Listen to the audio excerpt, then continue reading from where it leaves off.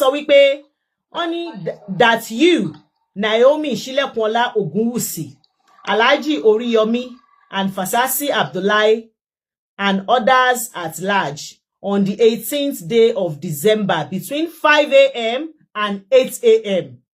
at Islamic High School Bashorun Ibadan in the Ibadan Magistrate District did conspire. Emma wo English yen o, because she mo polopa kan tí mo gbé wá.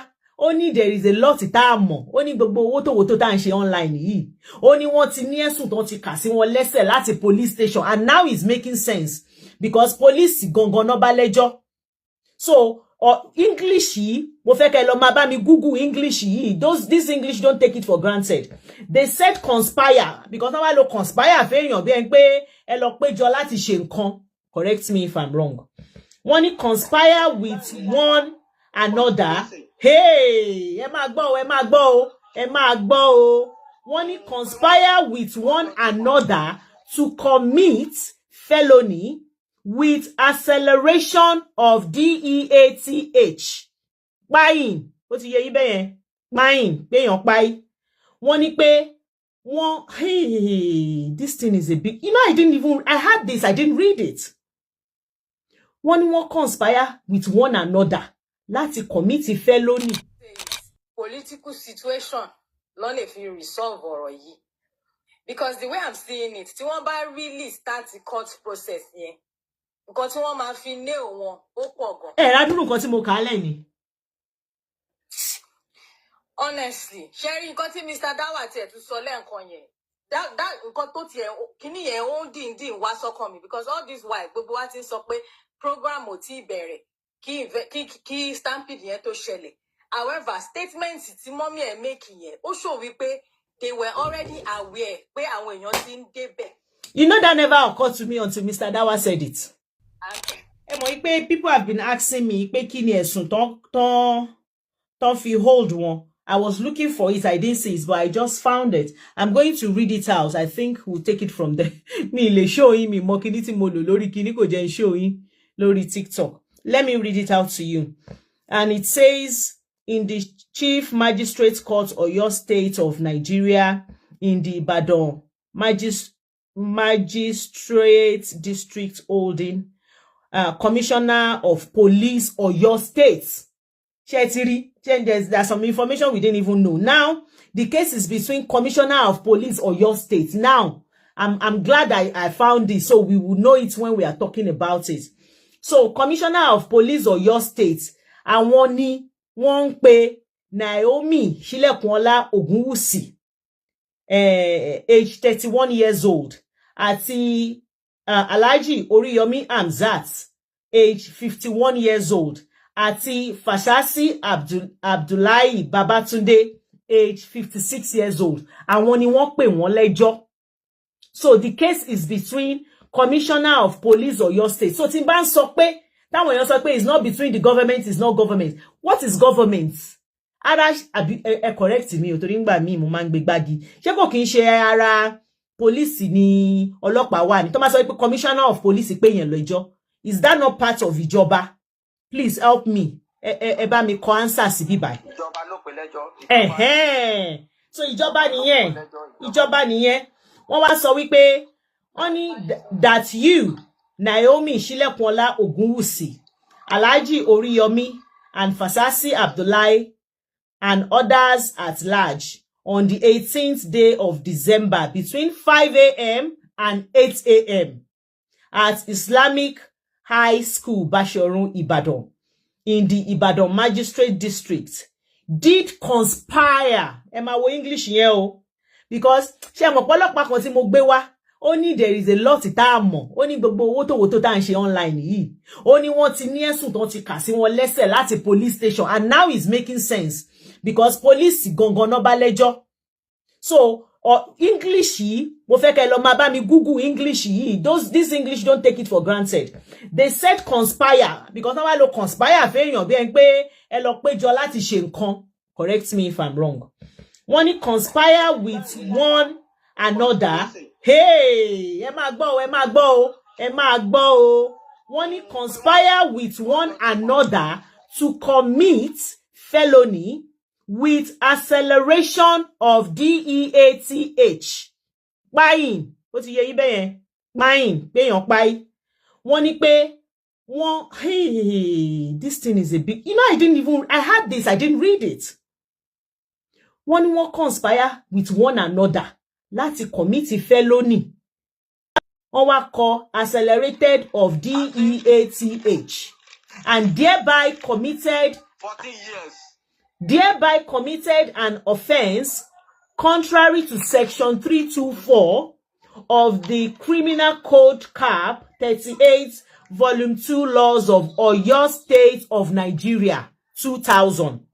Wọ́n wá tẹ̀síwájú wọ́n sọ wípé that you, Naomi Ogunwusi, Alhaji Oriyomi and Fasasi and others at large, on the same date, time, place, in the aforementioned magistrate did unlawfully accelerated the buying, hey, Baba mi o, of Musiliu Sofiu, age 8 years old,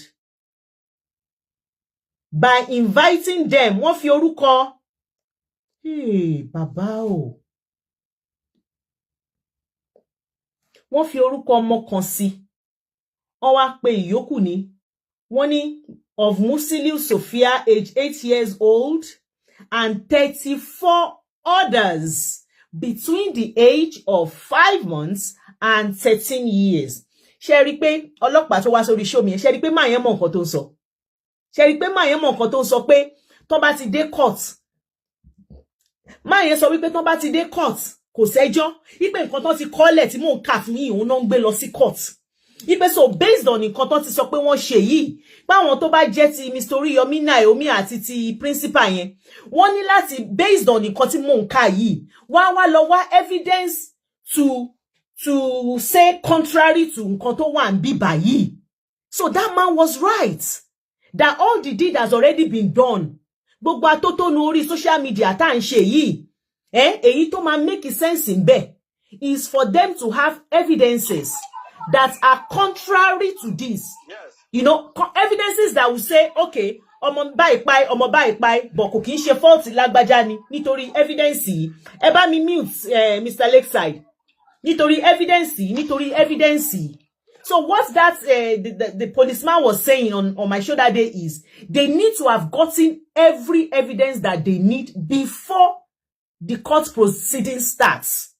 Because the court proceeding bá ti start, evidence tí wọ́n kó dání wọbẹ̀, òun nìkan náà máa lè lò. I'm repeating myself so that if this gets to, the proper channel, they can see what, they need help with, and they can gather as much evidence as they need before that court day. That is the only favor we can do for them now. Yes, this one that we are doing, for me, is not in vain. Because I realize that is otin the way to ṣe gbóná lára wa nígbà tó kọ́kọ́ ṣẹlẹ̀ yẹn, otin lọ́lẹ̀. So yes, it's good for us to be doing this kind of program, even if it's just twice a week, 3 times a week, not just me. Tẹ́mi bá ṣe ní èní, kẹ́lómi ṣe lọ́la, kẹ́lómi ṣe lọ́tùnla, so that we will not forget that these people are there. You understand? But the more nǹkan tó wà important fún wa gan láti ṣe is for us to look for evidence. Tó máa sọ wípé gbogbo nǹkan tí ìjọba kà sí wọn lẹ́sẹ̀ yìí o. Ìdí tí a ṣe máa ní wọn ṣe leléyìí o, ìdí tí wọn ṣe leléyìí, because a ti gbé kúrò lọ́rọ̀ ẹnu sìn, ó ti di ọ̀rọ̀ ìjọba, ó ti di ọ̀rọ̀ court. Ṣé understand nǹkan tí mò ń sọ? Ẹ jẹ́ kí n kà tán fún yín. Because wọ́n sọ ń sìn, wọ́n ní pé àwọn ni wọ́n accelerate, wọ́n ti fi nǹkan tó ṣẹlẹ̀ sáwọn, wọ́n ti fi òkú àwọn ọmọ yẹn, according to nǹkan tí wọ́n kọ ń bì, òkú àwọn ọmọ yẹn wọ́n ti fi kọ́ wọn lọ́rùn báyìí, àwọn mẹ́tẹ̀ẹ̀ta, which is Mr. Oriyomi, Naomi, and Abdullahi, which is the principal. Wọ́n ti fi kọ́ wọn lọ́rùn báyìí. This is not pé them say, I am reading it for you. So wọ́n sọ wípé wọ́n dárúkọ ọmọ ẹyọ kan, wọ́n ní ọmọ ọdún 8, Musiliu Sofiat, àti 34 other children.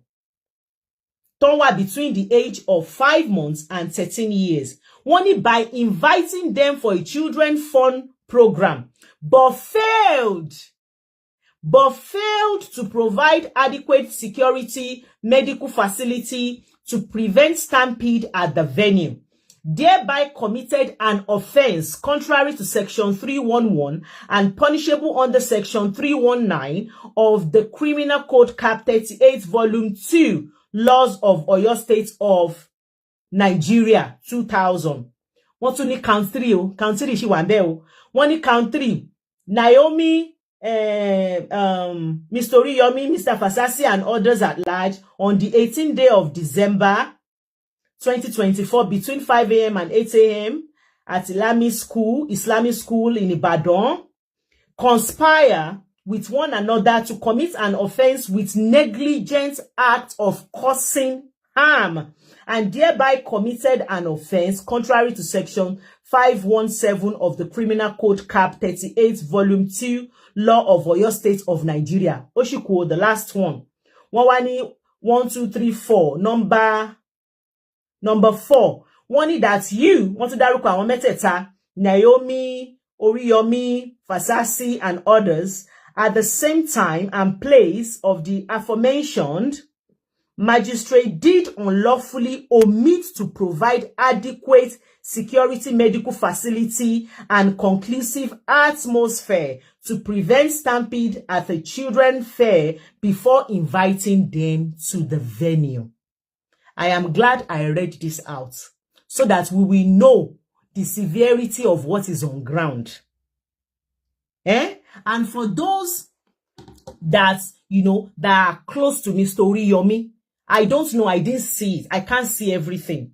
But ẹni tó kọ́kọ́ sọ̀rọ̀ bí mo ṣe bẹ̀rẹ̀ show, the man said he has seen a lot of shows that people said, they are for Mr. Oriyomi, àwọn èèyàn Oriyomi, assistants Oriyomi, that, the things they were saying in some interview, it could even jẹ́ kí Mr. Oriyomi pẹ́ níbi tán wà yẹn. So in case, this my video gets to you, mo mọ̀ wípé ìtara ìfẹ́ tẹ́ ní sí Mr. Oriyomi ni. Before you go and grant any interview, make sure you've done your homework, you know what you want to talk about. Don't speak out of line. Don't say anything that will put them in more trouble. Don't make, Oyemi Lala Momsi, whether it's a lie or not, see, then now is on Mr. Oriyomi and Naomi and the principal, Mr. Fasasi, to prove. That is what I am telling. It's not about whether this thing that they've written is a lie or not. It's about proving. We can't just say, "Agogo nkan tí ìjọba kọ yìí, àwọn jẹ̀bi, ari nígbà tí wọ́n fò fence ari." Gbogbo nkan tá rí yẹn won't go to the court of law. And that is why I said they need a very good barrister, solicitor that will counter this thing with some evidence and that will look for loophole in this section 311, section 317. Ó ní àwọn professionals kan tó jẹ́ wípé inú section tán ti gbé wọn tán fi mú wọn yìí, inú section yẹn náà tún ti máa lọ mú nǹkan tán máa fi tú wọn lẹ̀. Mo ṣe ní pé those lawyers, those solicitors máa ń mọṣẹ́ jura wọn lọ. Oníkálukú máa ní specialty. So sometimes if you need a solicitor, you need to make sure that you get a solicitor that knows about your case, that have dealt with similar cases, those similar CCTA, not just anybody just coming out and defending you and saying what is not. If you get my drift. But I'm just trying to let us know that this is no child's play. This is no child's play. I know you people will say, "Oh, wọ́n ti gbé Mr. Oriyomi tẹ́lẹ̀, wọ́n máa ń gbé wọn, wọ́n máa ń jù wọ́n lẹ̀." Believe me, every case is different. Every case is different and every case should be taken seriously. Whether we have their claims won't stand in true court, where the rule of law, justice and fairness, the order of the day, they should get their lawyers and stack up their evidences. Ti Olúwa, that is it. Sherry, gbogbo ìtẹ̀sọ́ níbẹ̀rẹ̀ yẹn, ẹ gbàgbé, Naija non pe bí. Naija non pe bí rule of law, claim of law of law. Na Nigeria we did. So Sherry hand the they should get themselves a good lawyer and stack up with evidences. I'm with you on that. And that is what I've been shouting at the beginning. I saw this coming. Because it's a big deal. When a life is lost, it's a big deal, even if it's one. Not to talk of them, Fiomo, Omo 35 for call your lorun. And after tí wọ́n ṣe kíní, àwọn kan tún sọ wípé ọmọ márùn tún ti ṣaláìsí lára àwọn ọmọ tán gbé lọ. I don't know how far it's true because we've not heard anything officially. But I heard that as at last week, kan ni kan sọ pé àwọn ọmọ yẹn ti wọ 41. I don't know how far it's true. And that is why I didn't really talk about it like that on my page because mi ò rí anything official to that effect. But I saw a program where the speaker was saying that ọmọ márùn tún ti ṣaláìsí mọ́ 35 tó ṣaláìsí tẹ́lẹ̀ or ọmọ mẹ́fà or something like that. So you can imagine kan fi ọmọ 30 something kọ èèyàn lọ́rùn. It's a big deal.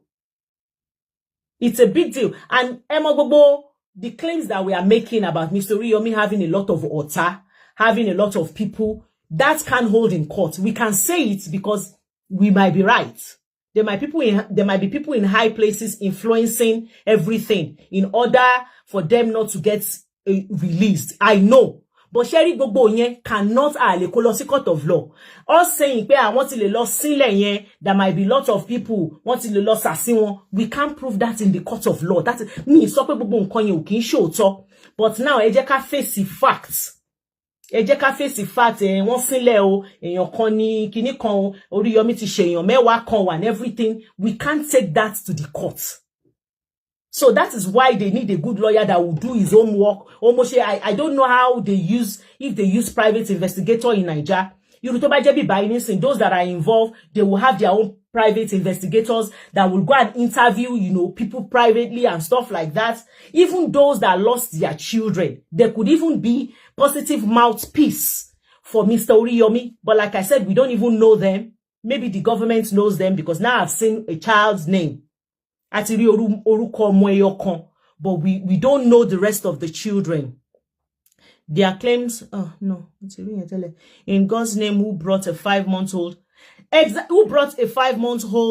child to such gathering, to your long. See, if I say something now, Sister Toyosi, you know, if you're a parent, if you're a parent of a 7-year-old, example, only almost 7-year-old, to jẹ́ that gathering o ma favor almost 7-year-old yẹn ṣó yé yín but only almost 5-month-old tó gbé dání but fẹ́ kí almost 7-year-old kó miss out ní gathering tó fẹ́ lọ yẹn. So of course wàá gbé almost 5-year-old dání. You are not taking your 5-year-old because o might enjoy anything, but you're taking your 5-year-old because you need to take your 7-year-old. Mo ṣe ní pé this thing ó pín yẹ́lẹyẹ̀lẹ. Ẹni tó bá kàn gbọ́ ọmọ 5-year-old lọ, you can almost 5-month-old rather, I correct myself, almost 5-month-old. Ẹni tó bá kàn gbọ́ ọmọ 5-month-old lọ, tí kò mú any other ọmọ 5-year-old, 7-year-old dání, you can query that person and say, why tó ṣe máa gbọ́ ọmọ 3-month-old, 5-month-old dání, what are you doing here? But ẹni tó jẹ́ wípé ó mọ ọmọ 7 years old dání, tí nǹkan tó fẹ́ ṣe yẹn wà fún, but ó ná ọmọ 5-month-old tó gbé dání pẹ̀lú ẹ̀ because, ó fẹ́ kí ọmọ 7 years, ẹ mọ̀ pé ńgbà mí as parents, there might be programs designed for, one child and it's not designed for the other. But as a parent, I'm mo fẹ́ láti torí eléyìí kí máa jẹ́ kí eléyìí gbádùn ni. Ó dá, máa pọ́n eléyìí sẹ́yìn, máa gbé eléyìí lọ. Kọ́lọ̀ má jẹ́ àrí kò ṣe dáadáa. I want to believe wípé àwọn tí Mr. Oriyomi náà ti ṣe previous. Amareni tó gbọ́ mo oṣù mẹ́fà, oṣù mẹ́jọ. But nítorí nǹkan kan ò go wrong, we will not know. Like my caller said, it's only when things go wrong, that is when we will see. If this thing has gone well, let's say this gathering of 5,000 people. They said, Naomi said, from 0 to 13. Let them get a good lawyer. Because there's a lot of things Mr. Oriyomi said online. There's a lot of things Naomi said online that they can use against them. Because if we are saying kilodeti obìnrin kan ṣe gbọ́mọ 5-month-old lọ, and they can see a video online where Naomi said, okay, almost 3 to 13-year-old, I'm inviting you, come with almost from 0 to 13. So how will I now go and blame ẹni tó gbọ́mọ 5-month-old Danny? You understand what I'm saying? So kini so sini lẹ́nu ó buyọ̀ sini. If you're a lover of Mr. Oriyomi, Naomi, and this principal, you need to be careful of your utterances. You need to be careful not to sound insensitive. Ìgbà tí wọ́n sọ pé èèyàn kan tó súnmọ́ Mr. Oriyomi lọ ṣe interview bí kan sọ wípé tàwọn tó ṣaláìsí yẹn is still a minor thing. You can't say that. You can't say that. Ever. So we need to be careful. We need to be mindful. Kí tara pé àwọn tí mo nífẹ̀ẹ́ sí wọ́n wà níbi tí wọ́n wà kó má tún lọ sọ nǹkan tó jẹ́ wípé it will make you sound insensitive, like you care more about them than you need to get the balance. Whether you like it or not, you need to get the balance. And you need to make sure that you don't sound insensitive in your bid to fight for the living. You don't sound insensitive to àwọn tó ti pa ṣe get it. Mr. Lakeside, continue. Offense. Offense tó tiẹ̀ fún wọn yẹn, ṣé ń gbọ́? Mo ń gbọ́. I mean, can't charges ẹyọ kan. Wọ́n lè, don't find them guilty, they will spend more than 10 years upward. Really? I mean, one of the count charges, me only go count charges ẹyọ kan tó fún wọn yẹn. But anything about thing about felony, am I dúró the criminal offense, me. One lo 10 to 14 years. Lara Momsi, what is wrong with your line? I keep bringing you up, you keep disappearing. It says you are on. Are you on, Lara Momsi? Tọ́lọ̀ ń bá lè ṣe tí àwọn governor kan já sí. I think that's it. The matter is pé best lawyer kò lè ṣe o. Let me tell you, best lawyer ṣe wà ní ibi òun làwọn tó charges court náà ní best fan o. Ó ti yé lẹ́yìn Ọlọ́run àti governor yín tó bá lè intervene. Ẹ̀pá big men yẹn wọ́n mọ nǹkan tó lè ṣe náà. So àwọn yẹn là ń bẹ̀.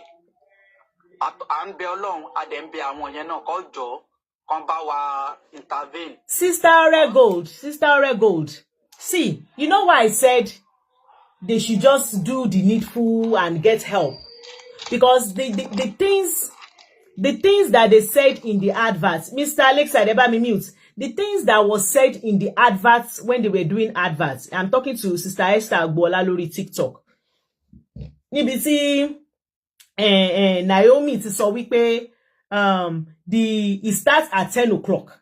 Solo thought that the show would start at 10 o'clock. And táwọn bá ti gbà ó wá sọ nínú show yẹn ó ní tí 5,000, which makes sense. Ó ní tí 5,000 people bá ti táwọn bá ti mú 5,000 children táwọn fẹ́ mú.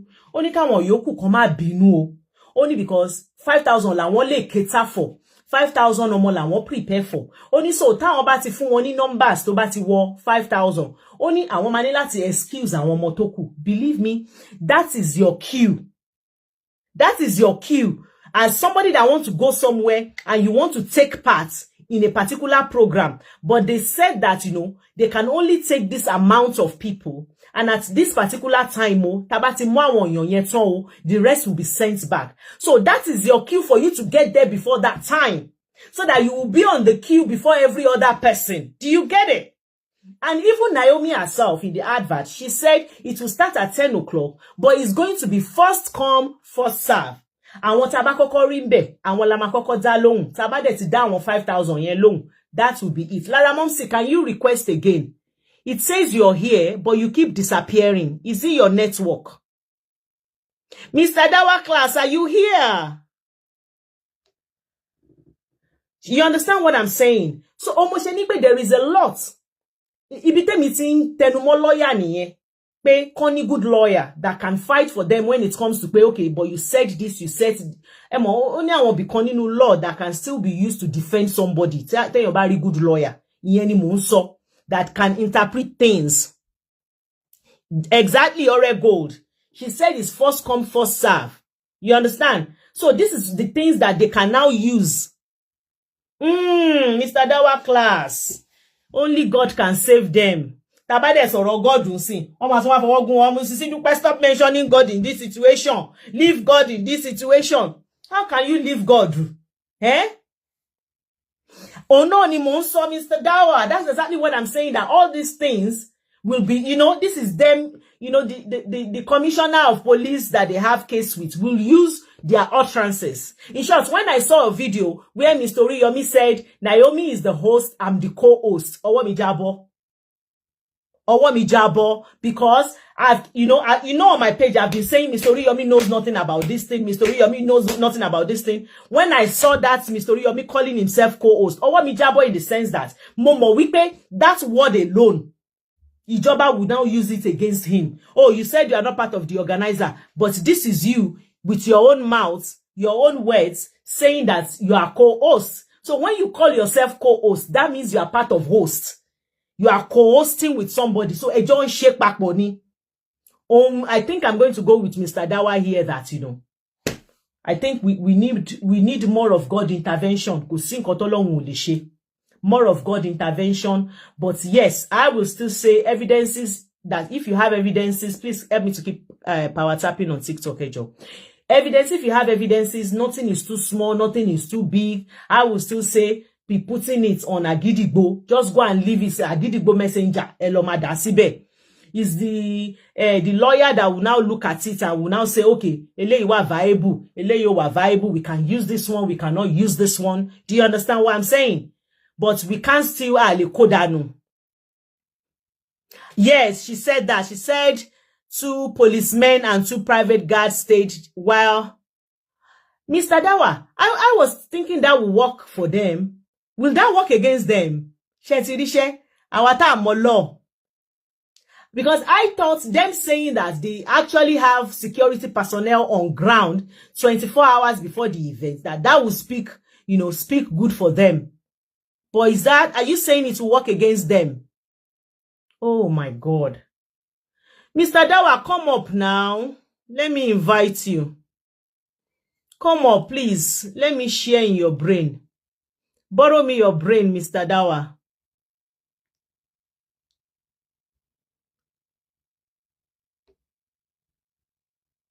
Hey. Hello? Hello?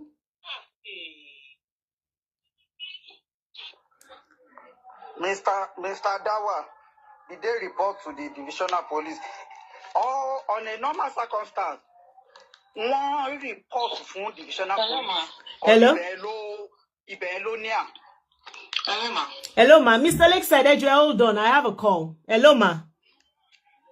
Hello, Auntie Tope. Ma. Happy New Year, ma. Happy New Year. I wish you the same, my sister. It's okay to see your face. Same here. Not on a short video. Quick one, ma. Yes, ma. Firstly, I want to say I like what you do, and I like the space you stayed into. It's really good. Is impressing. Thank you. Your space is guided, and we your supporters are we feel at home. Like, thank you. Thank you. A range. That means a lot. Thank you. Thank you, sis. There's no range in your in that our space. I've been following you for a very long time. Thank you. So Thank you. Just to contribute to what's it called, ma. I won't want you to leave the fact that let me tell you something. My cousin lost his life during the time there was some cars that was stolen or something. Maybe in 19 something, I think 19 or 2001 or 1998. So they said they were selling those cars, and they publicized it, and people went there, and my cousin, during that time, he lost his life because everybody wants to buy a cheap car that was sent from abroad. A motor fire that was sent from abroad. I think someone mentioned it in my last show. So my family was really involved in that case because in the first place we didn't have anyone to hold on to. Number 2 is that it's like a fight towards the government, and and I remember vividly that time that my dad was the one, like Olori people and say was the one going back and forth concerning that case, and the government actually chickened out. So I don't want us to say that on this platform. That's one thing I like about your platform, is that every opinion that is aired is looked into, and we are not blindfolded. Everybody will say, So I want you to, from the first thing when you started to talk about it on TikTok when it nearly happened, I want you to know that don't forget that these people that are in problem now are targeted. Nobody can take that away from me. These people that couldn't go home to their family during Christmas or New Year are targeted. And that's like the way I've been seeing news all around, and I've been trying to go deeply into it. I can see that Naomi, Oforiko, Nkoti Oriyomi, Oriyomi phone, like Oriyomi is the target. We can't sugarcoat things. You see all those things that Kiniko and 34 other kids. Let me tell you something. in an event. Mommy, and Benny London. Till Lido ban she sales. Oh no, I just can't fish 26 Boxing Day. Me, you want those years, they mean ni you can buy. Egboin, Muma, ni 20. I just saw passing strategy, ni 23rd. Mutama ko, emi atoko mi ati on aburo mi ati ma lo see next. Ati ma lo size jacket, parfum. Oye, ati ma more size. Awa bi merin la ma kuro le very early in the morning. Ikon wa ma lo si ibi shokoto. Ikon ma lo jacket. O si mo gbogbo itati wo ni 2 days ago yan. You don't understand. Then so say ni boy yen ko se pe ko si online no. But in that doorstep, kon to shilekun mo. Maland mo la ma pe mo yen ni Southampton gba yen when I used to live in London. E ma ri ero. Ó sì ṣẹlẹ̀. Yeah. Sister mi eduro. E ma ri ero tó push láti wọ inú mo inú ẹni bóyá Zara ló fẹ́ lọ ra buy next mi. Tó ma ti ní báyìí tí gbogbo ma ṣe wúruwúru. Emma Binu, will you hold if something maybe by the way in your country she say there's no hair to breathe, will you hold next? Okay, why are they at your door? You said you were going to do sales. I'm coming from a place, so you don't understand because you can. Let's keep in mind. Let's keep in mind that these are children. They are vulnerable. I know, and that's why it's so sensitive. I know. In fact, from the age range, that's one from 3 years old to 13, I have two. Zero. She said 0 to 13. So I have two within those range. So I can imagine if my boy, you don't understand, he can't even fight for his life. But however, I just suffering, and you know my son, I say my son to pay. Oh no, my deki. Tika. I mean, Tika ba fe mu sister mi o le ni pink te wo yen pink October ni kan ma wo pink fún breast cancer now kile te fi wo pink Ọlọ́run má jẹ́ kéèyàn Tika. Even if they had done it the way please let me to power tap put it gongpa. If they have done it the way it's meant to be, they're taking right steps, they have enough security, they have enough protocols. School is not good. But when you go to school, you are able to get the job you want. You appreciate it. God bless you. But when you're talking to an illiterate, there's no need for you to talk. Because it will be rude. 19. She'll feel boy, 19. Of course, don't call anyone. Only lo yo mogo. Mommy already a coat in you understand. But however, when you were reading all those things, don't charge against them. There's the time you go for you no now. Erike mo kade bi kan mo lanu ni mi le panu de. Kono ma jẹ́ kí ẹni kéèyàn bá ẹni ton ti parí iṣẹ́ kéèyàn bá rìn. Because in that mo gbọ́ interview Oriyomi the first time they invite wa lórí TikTok, ma yen sọ pé he couldn't sleep. So like he was already having like an anxiety attack over that program. And I think that was why Sherry prayer. I pick prayer points in everything. I want to meet the mama needs to see do prayer points in everything. I'm telling you, is Inure can ruin you if you're not careful. Your Inure, your good heart. He went there the day before just to check that everything is my shield. He said I was there the day before the event and I saw that he ruinating project. One so saying, ma, you know they take the drugs, but I'm not sure one so security and Benny. And now that statement will be used because a lot of people are saying that was the beginning. That was the beginning of the problem. They said because he let those people in, and that is why every other person outside feel the need to get in there. You see? So, this is my last point. My last point is Shemo Ori T Kinito Shele to them are D for like 4 years because You don't understand. Don't let me put myself in trouble.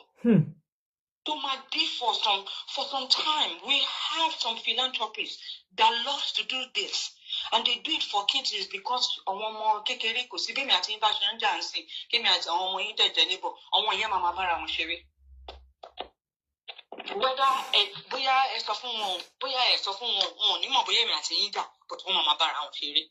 you don't understand. God bless you. So, really look into it and make sure they help. You don't understand, but with the situation of things, right? So tell me, let's just remember them in our prayer. He's done so much.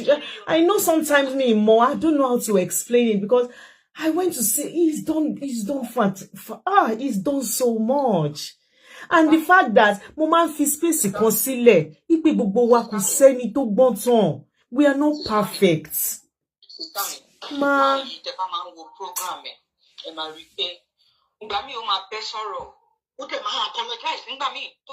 so sorry.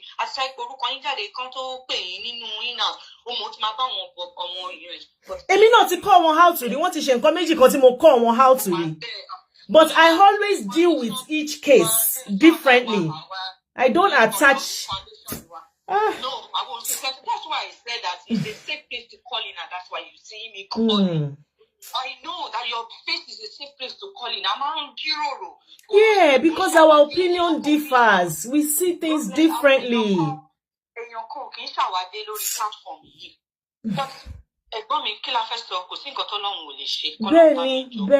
Benny. God bless you. I like that word. And you cannot be perfect. You will get some wrong, you get some right. Is sad because because I heard some people and I'm seeing some comments. No. It can be anyone and we still stand. News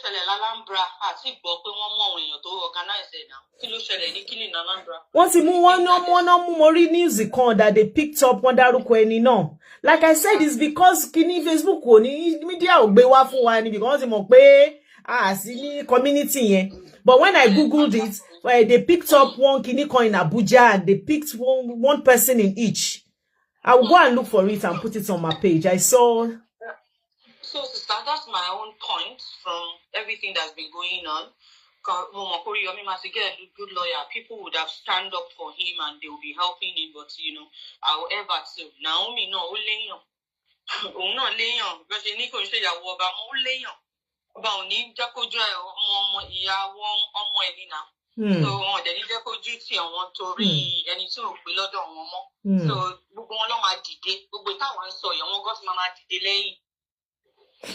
Sister Toyosi,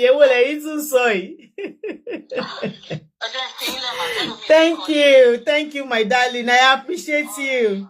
Thanks for your continuous support for Sisi Dupe. God bless you. Thank you. Bye. Sherry.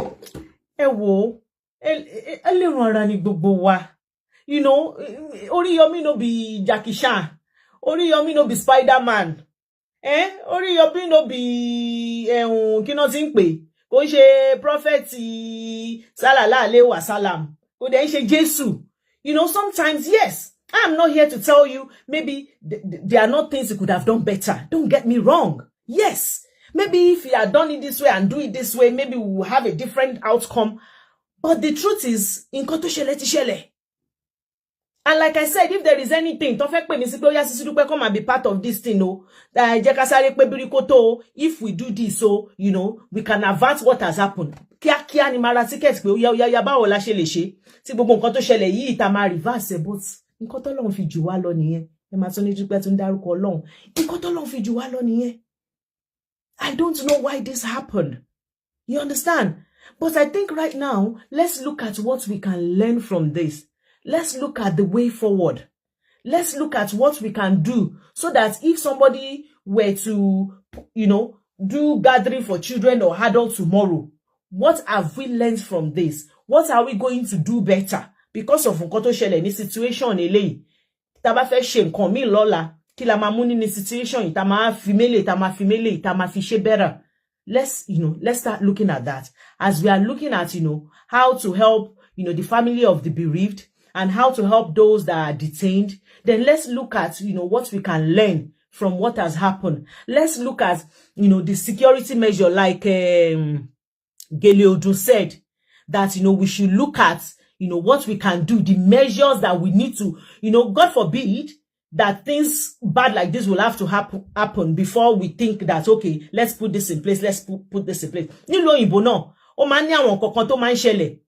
Ẹ máa rí àwọn street kan, for those of you, tẹ́ bá wá, ẹ máa rí àwọn street kan tó ní speed bump. Ẹ máa láwọn ọ̀nà kan tó máa ṣe 30, tó bá ti sá 30 débí kan, wọ́n wá ṣe 40, wọ́n wá ṣe 50. It's because of things that has happened in the past. Irú àwọn ibi tó fi speed bump sí yẹn, àwọn streets ló máa ń sábà fi yẹn sí. Accident ti ṣẹlẹ̀ ní bóyá ọmọ kan ti sáré bọ́ta nínú ilé tí mọ́tò tó ń lọ gbùrùrù tó gbọ́ ọmọ yẹn. Then they will now sit down, okay, kí la fẹ́ ṣe?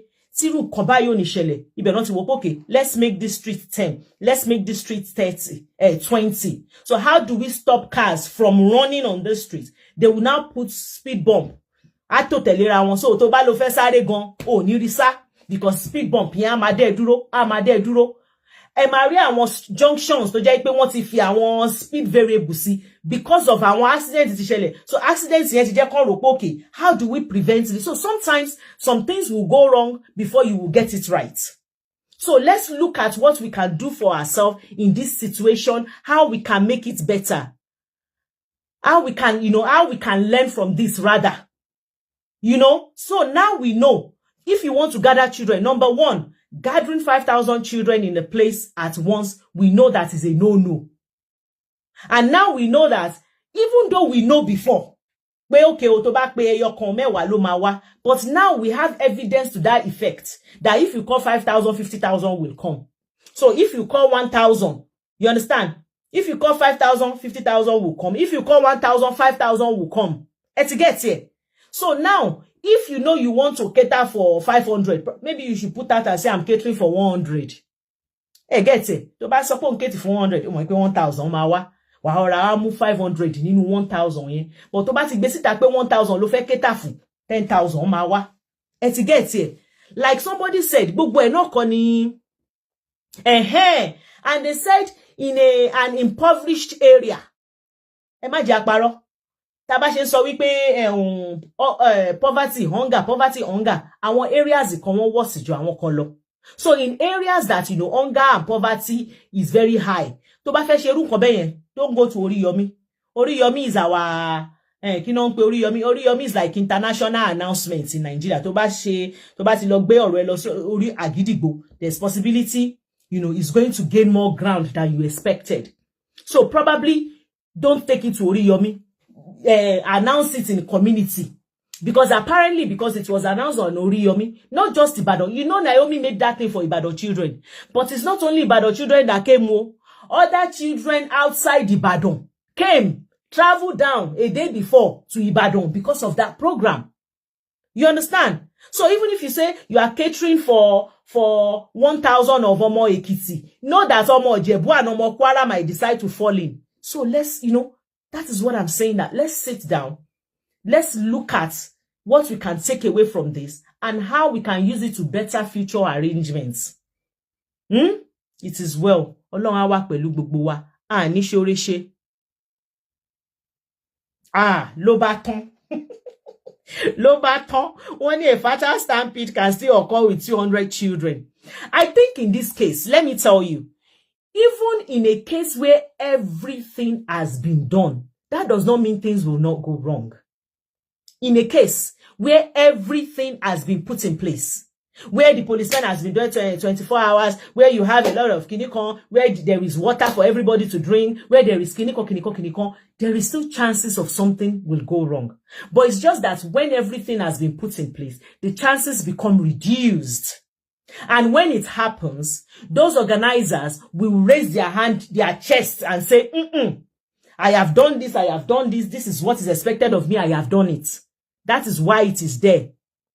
Ore Gold. Mi mọ nǹkan tó ń ṣe kíní yẹn, má bínú. Alright, Gold, I've picked you, but like I said, I don't know what is wrong with this thing. Okay. Oh, you're here. Welcome. Yes. Ekale ma. Ekale, sis me. Yes, ma. I mean, you've done very well. But this case, honestly, is just a very unfortunate one. It is. But what I can just say is political situation, not if you resolve or ye. Because the way I'm seeing it, tí wọ́n bá really start the court process yẹn, nǹkan tí wọ́n máa fi nail wọn ó pọ̀ gan. Ládùúrù nǹkan tí mo kà á lẹ̀ ni. Honestly, Sherry, nǹkan tí Mr. Dawa tiẹ̀ tún sọ lẹ́ǹkan yẹn, that nǹkan tó tiẹ̀ kíní yẹn ó ń dín wá sọ́kàn mi, because all this while gbogbo wa ti ń sọ pé program ò tí ì bẹ̀rẹ̀ kí stampede yẹn tó ṣẹlẹ̀. However, statements tí mọ́mí ẹ̀ make yẹn ó show wípé they were already aware pé àwọn èèyàn ti ń débẹ̀. You know that never occurred to me until Mr. Dawa said it. And Bó ṣe sọ báyìí ọwọ́ mi gan jábọ́ ni. So but tó bá fẹ́ nail wọn, actually they can let it go. Gele Odun noted. If you are expecting 500 children, expect 500 parents. Okay. No, she knew that parents will be there now. She said it only. Yeah, she made arrangement for extra 2,000. Yes, she knew now. Okay, unfortunate incident ni. It's just even tí wọ́n bá tiẹ̀ punish wọn, but tí wọ́n bá lò wọ́n bí scapegoat, because I feel that nǹkan tí wọ́n fẹ́ ṣe nìyẹn. Because like we be saying it, stampede máa ń ṣẹlẹ̀. But mi gbọ́ pé stampede irú àwọn ọmọ kéékèèké báyìí ṣẹlẹ̀ rí. You understand? Ìdí tí wọ́n ṣe mú wọn dání nìyẹn. However, if they had put everything in place, to be honest with you, God bless you, Ore Gold. God bless you. That is what I said. That in every sensible country, they are going to hold them responsible. Yes. Then they will now have to shalaye. Iru Naomi Nsin. Iru Naomi Nsin. You know, in as much as our name is in front, you know that, yes. Okay, let me speak. You know me now. Let's say I want to organize something for children. I don't know much about it, but I have the finances to do it. Then there will be some organization that I will now say, okay, I want to do this. They will now be the one that will take care of everything that is needed for that day. All I need to do. You're talking about an event company. Yes. Event company. Yes. So much all these things I don't know. Yes. Because to my event company, transfer okay. I paid these people to do this, and this. You understand? Omosheni, there's a lot we don't know. We don't know yet. Then there was even something I saw in newspaper last week to go viral. EBT Commissioner for Information wanted to show they were not informed about the program prior to the day. Sis, do you have that? Somebody said this and I've been asking. Commissioner, I didn't visit Commissioner, but documentation. That was what one man said. Sis, me, can you send me the link? If you see that video again, please send the link to me, please. Okay, I will look for it. Yeah, thank you. Thank you. But program other places. Most likely, inform government gbogbo ìtàn sọ́nsìn kò sí medical clinic kan kò sí clinic kan torí nǹkan tó ṣẹlẹ̀ náà lọ ṣe ń ronú lọ sí gbogbo bẹ̀ yẹn otherwise ó máa ṣe program yẹn kò dẹ̀ ní sí anything but tí nǹkan burúkú bá ti ṣẹlẹ̀ a lot of things ni wọ́n máa bring up wípé just to nail her pé okay o ṣe nǹkan báyìí so it's just an unfortunate situation mo kàn feel wípé political solution ló lè fún kinní gbogbo wọn lọ court yẹn àyàfi because there's just so much. Even our attack is a prosecutor go tabaro lọ síwájú ro lọ sẹ́yìn ẹ̀yin go máa wò pé báwo ló ṣe fẹ́ argue case yìí tó fẹ́ jẹ ìyẹn tó tẹ̀ sọ documentation. Ó ní mo ṣe ń sọ pé I don't know, you know, here even when tó fẹ́ jẹ̀bi there is something called loopholes in ìlú òyìnbó of tó jẹ́ pé àwọn solicitor yẹn no máa mọ̀ tó jẹ́ pé wọ́n máa lọ bó ṣe dájọ́ case kan tó similar. Mo ti rí àwọn case kan bí bá tó jẹ́ pé àwọn yẹn wọ́n súnmọ́ guilty bàjẹ́bàjẹ́ wọ́n jìnnà sí not guilty. But they use the loopholes in the law. That's true, though. Me, nobody. I don't remember the government ever prosecute anybody. Sister Layinka, yeah, I saw it too. Me o rántí. So honestly, political, because me tie mo bo se le yọ wọ́n kúrò nínú ẹ̀, other than pé kọ́kọ́ fojú fo lọ. But ṣe rí gbogbo ìtàn argue pé program ò ti bẹ̀rẹ̀, kíní kan ò ti bẹ̀rẹ̀ yẹn. The fact that they were aware pé àwọn èèyàn ti ń wà ńbẹ̀. Mommy ti sọ pé wọ́n fi ọlọ́pàá mẹ́rin àbí ọlọ́pàá méjì àti bouncers méjì síbẹ̀. It means that you were aware that people were already there. So you can't take yourself from the situation. Abajo, táwọn kan sọ wípé the mom shouldn't have granted interview. No, I didn't know that people were already there. Oh God, no, I don't know. Tó bá jẹ́ pé kò sí àwọn èèyàn wọn kankan bẹ́ẹ̀ ni, wọ́n lè sọ wípé àwọn ò mọ̀. Then ìgbà tí kíní yẹn ṣẹlẹ̀, I think Mr. Oriyomi was there lọ́jọ́ yẹn.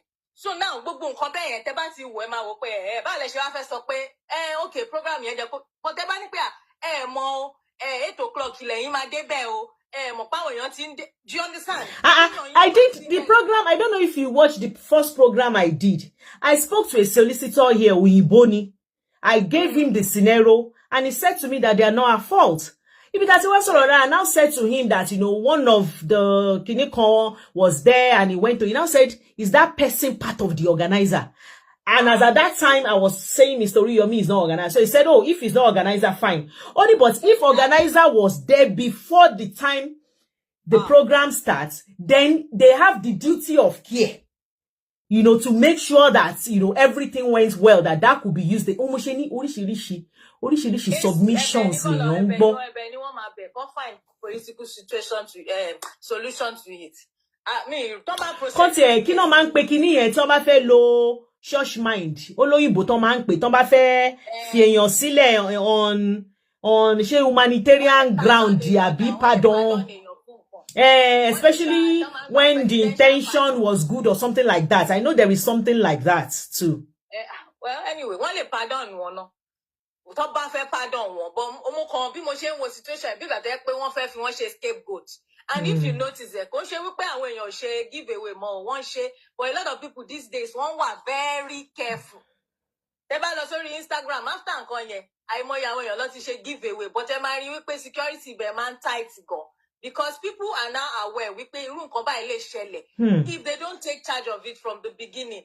So gbogbo pé àwọn èèyàn ti fẹ́ máa ṣe oore mọ́ yẹn, I don't believe that. It's just that situations like this, ó máa jẹ́ ká mọ̀ wípé everybody is so shocked. Every give and see, you need to take your liability. I said if you want to use 10 million to do giveaway. If you want to use 5 million of that 10 million to secure security and share the remaining 5 million, don't make sense. You could put her into trouble. Unfortunate situation. But since we haven't heard anything, we will assume. Yeah, we will assume it's not been sorted.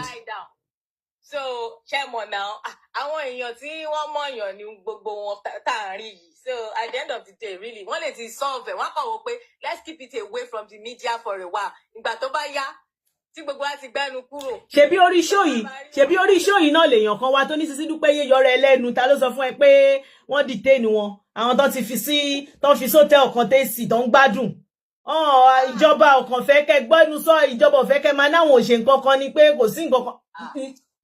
And when you hear that kind of a thing, maybe you should keep quiet. I don't know. That's just speculation and I don't know. Because if we are saying nothing, they are enjoying and they are actually being detained. You understand? I don't know. What do you think? Can it really help them?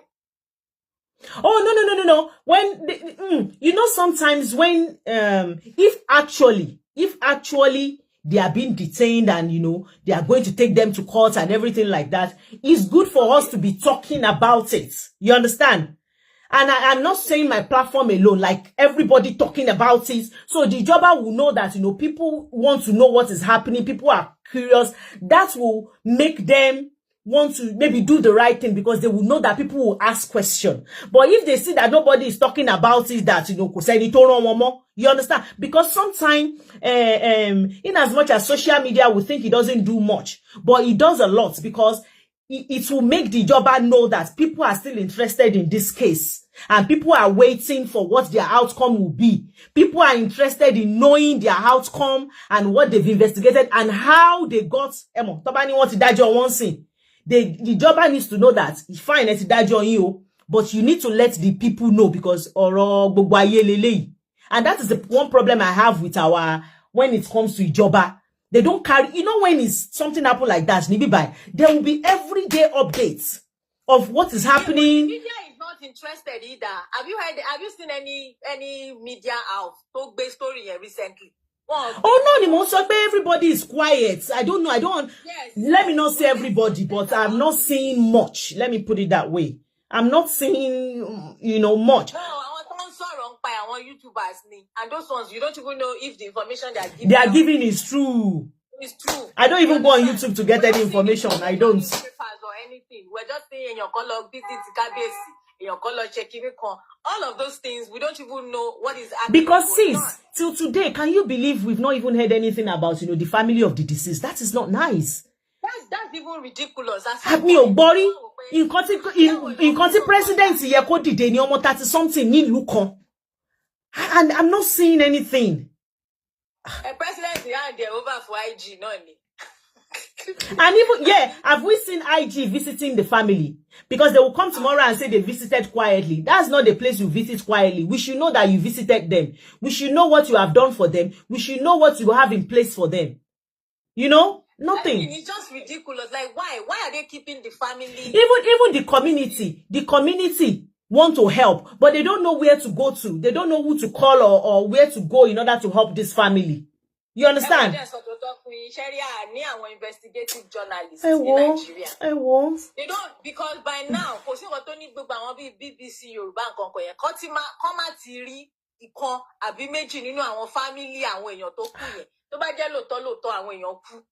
imagine, ọmọ 24 kú, ẹ kàn fi orúkọ ọmọ ẹyọ kan. Ọmọ orúkọ ọmọ ẹyọ kan. So kí ni criteria tẹ́ fi mú orúkọ ọmọ ẹyọ kan yẹn? Kí ikú TTS. You understand what I'm saying? Ọmọ 35 ikú ẹ wá mú orúkọ ọmọ ẹyọ kan, ẹ wá ní another 34 children. And that is all we have. That is all we have in a civilized country like this.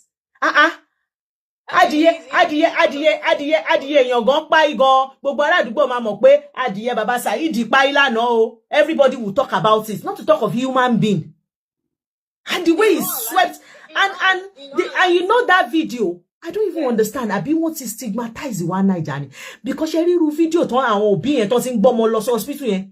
Táwọn bí 7 parents ti kọjá. I don't know if you saw that video. I can't put it on my page. Ton ti gbé òkú ọmọ dání. Irú video yẹn nǹkan tí àwọn international body ń dá sí ni o. If that kind of a video exists in because of the people involved, a lot of us were blaming the parents.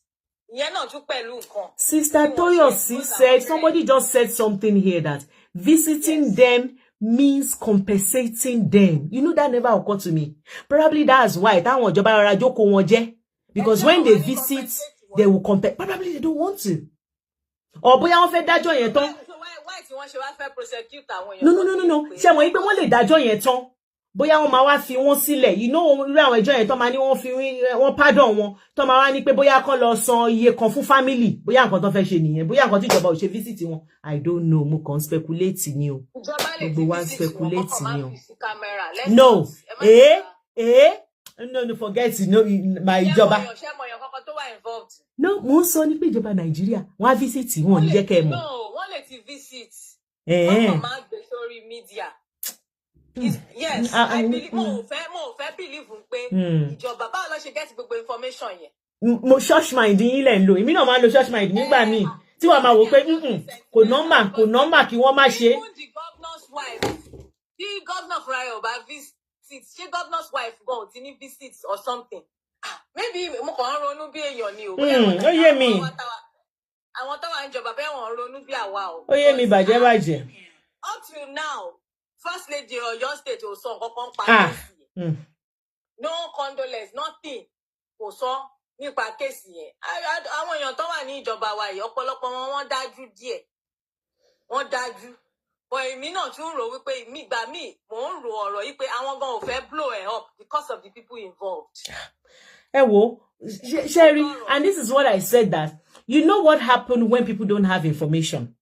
When you don't give people information, people will create information by themselves. They will speculate and they will design and make up their own information. And that is why you see where that kind of a thing happened here. Daily ni.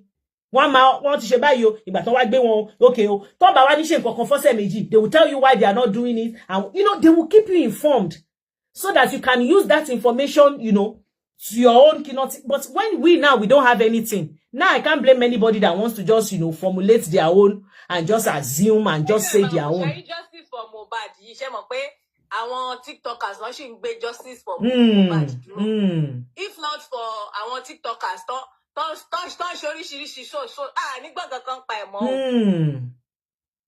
Although so far èmi ò rí nǹkan tó achieve pẹ̀lú ẹ̀ lọ́pẹ́. Ẹ ṣáà rí tèmi ṣe hùn.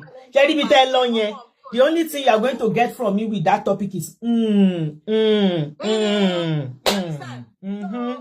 media is just useless in Nigeria. Let me stop. Àwọn media yẹn gongo yẹ kàn ti wá òfin tó tó ibẹ̀ yẹn pé ṣé lóòótọ́ làwọn èèyàn tiẹ̀. And to even think that the person involved is in the media business. Omosheni, is it àbí wọn kò fún wa ní information ni? Because if you are talking of media, Oriyomi ò kéré nínú media. No, àwọn tí ẹ ò lè lọ ṣe. Àwọn tàbí ni pé wọ́n lè lọ ṣe because of pé ọ̀gá wọn ló wà involved. Wọ́n máa ní only no wà partial. Because kí ló fẹ́ report fún wa pé èèyàn báyìí ló kù. Nígbà tó ń charge ọ̀gá wọn fún nǹkan. I don't blame you, Asake Olanrewaju. I don't blame you if you are saying, are we sure that the paying are true? I don't blame you because they didn't give us any information.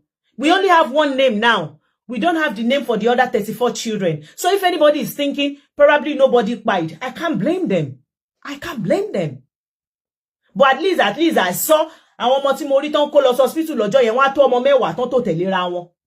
Except they will tell you, oh, I saw it. Mi fi sí page mi ní tán gba gate pé kán ṣí gate.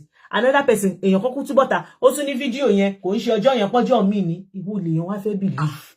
I don't know. But I saw the video. Tán ti ń kan gate táwọn hospital yẹn tán ti lẹ̀kùn.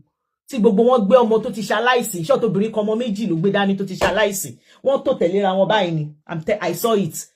But somebody just said to me, Sisi Dupe, can you prove that, you know, that video you saw is for that day? They shush because I can't prove it.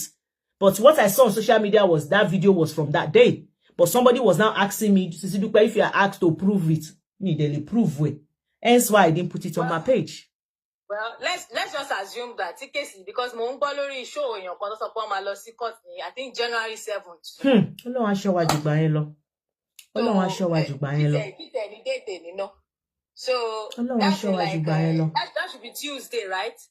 Ọjọ́ Tuesday nìyẹn. I don't even think I will be making any more video too. I want to wait for I want to see what I will hear from the Joba next because I'm not hearing anything.